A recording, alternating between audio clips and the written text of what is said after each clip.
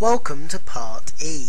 Also, in 1989, Brøderbund would release the brilliant table air hockey game called Shuffle Puck Cafe, which had you set in a futuristic alien bar. It was the intuitive mouse controls and madcap alien players you played against in the game that made it so special. Such madcap players as Lexan Smythe Worthington, a drunk playboy lizard who gets more and more drunk as the game progresses, all the way to Princess Bajan, an alien woman with telekinesis powers allowing her to control the ball in mid-hit. Other great games was Jeff Cramman's Stunt Car Racer, released in 1989. In the game it had you race around some manically designed elevated tracks as you made your way through seemingly impossible jumps and gut-turning roller coaster-like tracks. What was particularly great about the game was you could actually link up to Amigas via serial cable, letting you race another player. But in 1989, the classic game released was Sim City by Will Wright and the publishers Maxis. The game came about because Will had built a map editor whilst designing his game Raid on Bungling Bay in 1984. Will found that he enjoyed making the maps more than playing the actual game, and so started to formulate plans to create a game called Micropolis. A game that was semi-completed in 1985, which would be refined for another 4 years, being finally released in 1989 under the title SimCity as we know it today. What was great about the game was its open-ended gameplay, as you attempted to build your own perfect utopian city. Along the same lines, Sid Meier's Civilization, released in 1991, which was inspired by the British board game of the same name. In the game you had to create an entire empire, taking it from humble beginnings with early man through to the present day and beyond. Sid Meier would also release a brilliantly accessible flight sim game called F-15 Strike Equal 2 in 1991, which had you take on a jet through a series of Gulf War-like missions. Also, Microprose released this year Knights of the Sky, which had you fly biplanes over France to take on the dastardly Huns.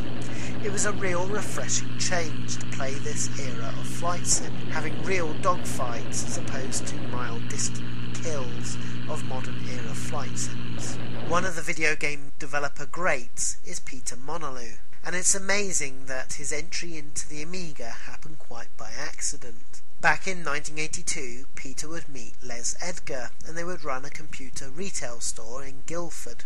However, they both wanted to get into programming and so set up a firm called Taurus. It was here that luck befell the duo, as Commodore in 1985 had mistaken their name for another company called Taurus, spelled T-O-R-U-S, and had sent them some prototype Amiga 1000 machines to write a relationship database for them. The duo, not wanting to miss up this godsend of opportunity, set about writing a database for Commodore. It was quite powerful with lots of multimedia capabilities for the time. Unfortunately, they named it Acquisition, which to the Americans particularly they didn't associate with data grabbing but with company merger takeovers. Still, the software sold well enough, and they'd made their first step in the door. But Peter and Les wanted to move into writing games as opposed to applications, and the opportunity arose when they were offered to write an Amiga conversion for Druid 2. The duo totally lied about their abilities to get the job, and now set about frantically learning how to actually do it.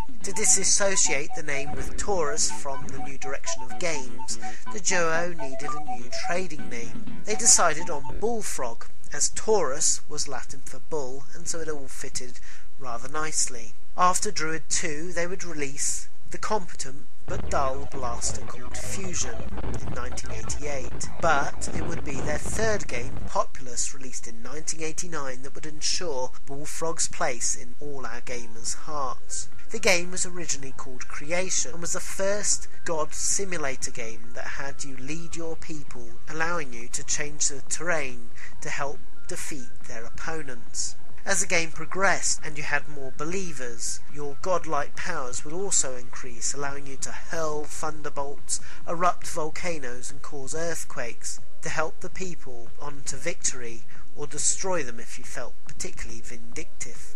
To say Populous was a success would be an understatement, with the game going on to massive success with its original gameplay style. The game would also have an add-on disc called Populous, The Promised Lands, and this in the main changed just the graphics, allowing you to play in other worlds such as Lego bricks in the Wild West. Bullfrog would next return with a platformer called Flood, before following up with games POWERMONGER, released in 1990, and Populous 2, released in 1991. The games were good, but by no means classics, feeling slightly rushed. But it would be in 1993 that Bullfrog would release the fantastic Blade Runner-esque cyberpunk classic called Syndicate.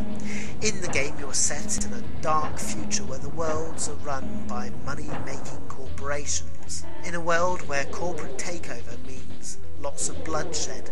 Literally. The game was great, having you take control of agents who must carry out a series of missions such as assassinating someone or protecting an individual. The weaponry was also fantastic, from the Uzi and shotguns to the Mega Gauss gun that could destroy a street. Also, there was a brilliant Persuadertron device, which allowed you to turn members of the public into mindless zombie bodyguards that act as useful protection in the ensuing firefights. In 1994, Bullfrog would release their final game on the Amiga called Theme Park, and this had you relive your childhood fantasy of creating your own theme park and learning the devious money-making tactics that they would ensue. I love this game, from the humorous graphics to the open-ended gameplay.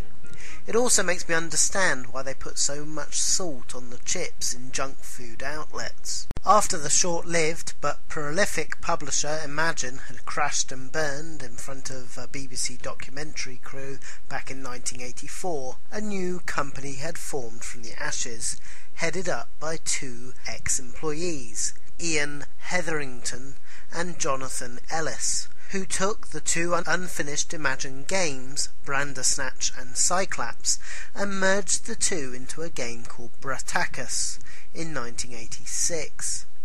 The game was originally for the Sinclair's new machine QL, but when it was clear that the machine wasn't selling, they instead converted the game for the new Amiga and Atari ST machines. The game, Bratacus, was an interesting arcade adventure, much in the same mould as Dizzy and the Magic Knight games.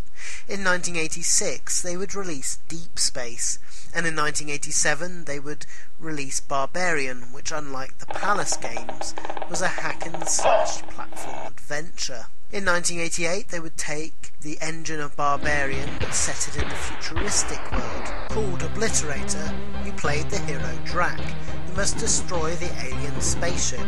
It was around this time that Psygnosis was becoming known for its sublime graphics, music and impressive intro cutscenes. It was also making a name for itself with its gorgeous deluxe game box packaging, with the beautiful artist pictures depicted in the game. But it was in 1989, when Newcastle-based developer Reflections came on board, that Psygnosis really hit the map.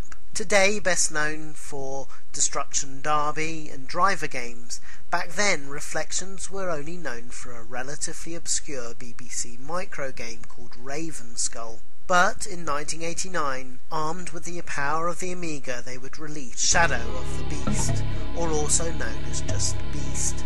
This had you play Arabon, a man who was kidnapped as a child to carry out evil deeds for the evil monster Meltoth. Seeing the execution of his father, however, Arabon's memories returns and he decides to go on a quest destroying the evil overlord. The game received positive reviews, although it was rightly charged with being far too difficult and too much style over substance. However, for gamers wanting to show off their new machines to friends, you couldn't beat it, so it was a huge success. By 1990, a sequel would be released called Shadow of the Beast 2.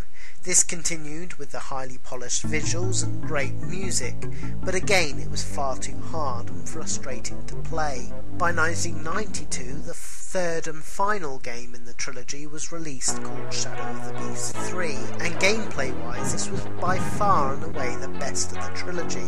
However, with the other developers pushing the Amiga further, and gamers feeling burned out from the first two games, meant that it didn't sell as well as the previous two. That's the end of Part E, please go on to Part F.